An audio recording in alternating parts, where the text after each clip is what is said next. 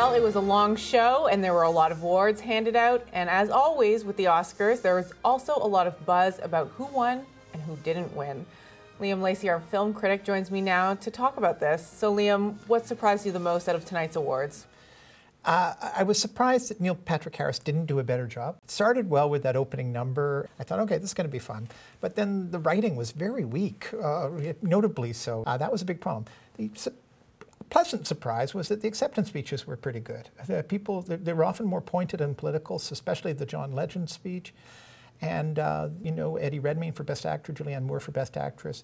They specifically mentioned the cause associated with the film, ALS, Alzheimer's.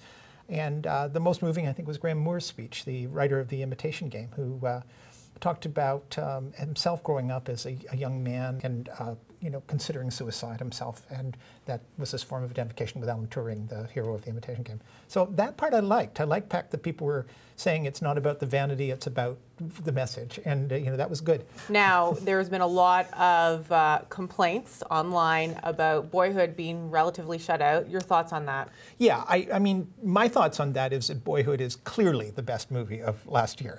And it won every Critics Award, it won the London Award. But it's a $4 million movie shot over 12 years that made $25 million at the box office. That's clearly not a Hollywood model for a movie.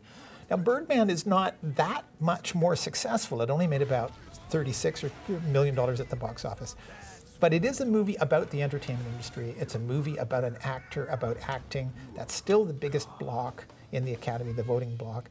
I think they just identified with it more, but it's also a marginally more Hollywood movie than Boyhood is. That's my only guess. I think it's a bad call. I mean, in the sense that I think in a few years' time we'll be looking back and Birdman will not seem like that good a movie. And I think that Boyhood will continue to be unique in movie history.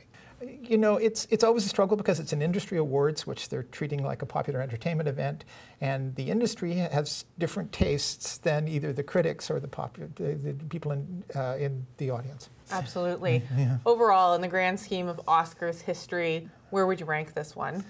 People have been complaining about it from the early 60s about how the show is not relevant, it's not working, and all the rest of it. I think it's a rare thing when it does, in a certain sense. Also, they have to make it tighter. It's this sitting here at 12 o'clock when Neil Patrick Harris is coming back to his shtick about the things in the box. You sort of think, too late. We don't need more business. And then you miss people in other places. Like they don't have the Lifetime Achievement Awards as part of the show. It should be. Harry Belafonte should be up there on that stage. The memorial reel missed Joan Rivers. Unbelievable. She's associated completely with the Oscars and the red carpet coverage. So there's just. And even the cutting and editing at times looked surprisingly sloppy. There were camera movements that were hard to figure out. So not a successful show. I would say this is one of the weakest in the past decade.